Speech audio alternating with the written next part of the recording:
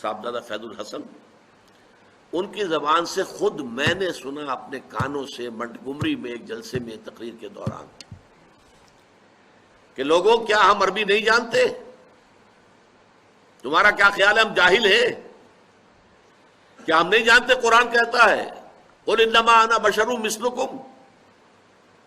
ہم سب جانتے ہیں، ہم مانتے ہیں حضور بشر تھے، لیکن جیسے تم اپنے باپ کو اپنے نام سے نہیں پکارتے، ابا جان کہتے ہو نا، نام تو نہیں لیتے، ایسے ہی ہم حضور کی بشریت کو نمایاں کرنے کو توہین سمجھتے ہیں اور اس کو ہم خلاف ادب سمجھتے ہیں، بس باقی مانتے ہیں کہ وہ بشر تھے، کوئی شک نہیں۔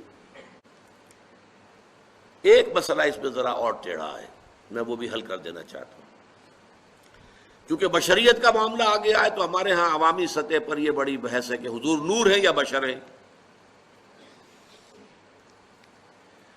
صاحبزادہ فیض الحسن صاحب کی بات آپ کو میں سنا چکا ہوں کہ ہم مانتے ہیں کہ کیا جانتے ہم جاہل ہیں، ہم نے قرآن نہیں پڑھا، ہم عربی نہیں جانتے، ہم جانتے ہیں آپ بشر تھے، لیکن آپ کی بشریت کو نمایاں کرنے کو ہم آپ کے خلاف سوء ادب سمجھتے ہیں۔ لیکن جب مسئلہ بن جائے کہ آپ بشر نہیں تھے نور تھے، یا نور نہیں تھے بشر تھے، یہ دونوں سٹیٹمنٹس ایکولی رانگ ہیں۔ آپ بشر تھے نور نہیں تھے یہ بھی غلط، آپ نور تھے بشر نہیں تھے یہ بھی غلط۔ حقیقت کیا ہے؟ دیکھیے حقیقت یہ ہے ہر انسان کے اندر ایک نور ہے۔ وہ نور کیا ہے؟ روح نورانی ہے۔ اقبال نے بہت خوبصورت شعر کہا ہے، نقطۂ نوری کے نام او خودی، اسی سے ہے یہ سیلف، میں، انا، یہ در حقیقت اسی روح کا ظہور ہے۔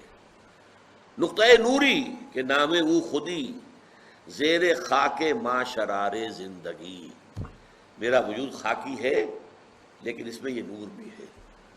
مغربی فلاسفہ بھی کہتے ہیں دی ڈیوائن اسپارک، انسان کے اندر ایک شعلہ ملکوتی ہے، خدائی، یہ نور ہم میں سے ہر ایک میں ہے، لیکن نور کا فرق ہے۔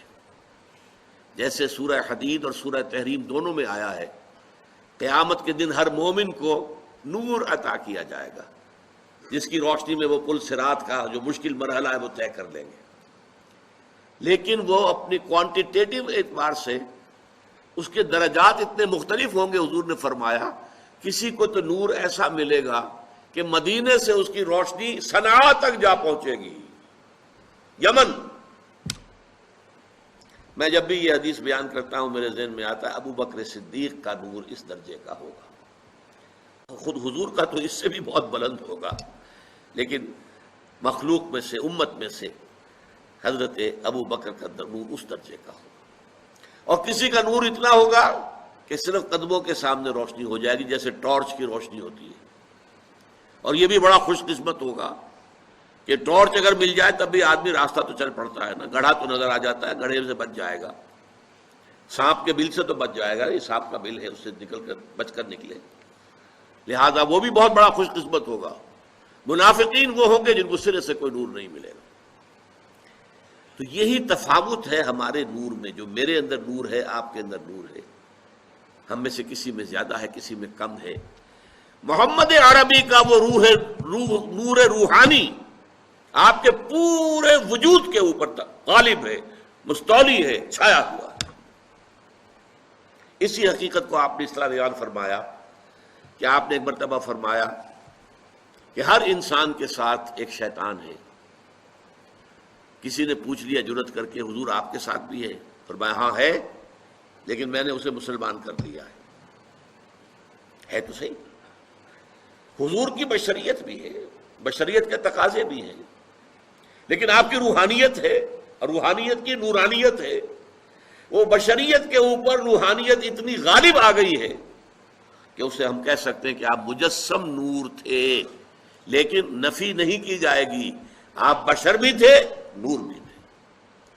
آپ بشر بھی تھے، آپ آمنہ اور عبداللہ کی اولاد تھے، بیٹے تھے، آپ عبد المطلب کے پوتے تھے، آپ ہاشمی تھے، قرشی تھے، آپ انسان تھے، آپ کھانا کھاتے تھے، آپ کو تکلیف بھی ہوتی تھی، آپ کے اوپر جادو تک بھی اثر کر جاتا تھا، یہ ہوا ہے، بشریت کی نفی کیسے کر دیں گے؟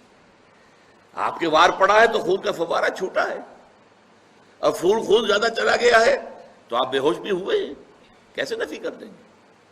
لیکن یہ کہ آپ کی نورانیت جو ہے، روح کی نورانیت، روح محمدی، اس کی نورانیت نے اس پورے وجود بشری کو ڈھانپ لیا ہے، اور اس اعتبار سے ہم کہیں کہ آپ نور مجسم تھے تو کوئی غلط نہیں۔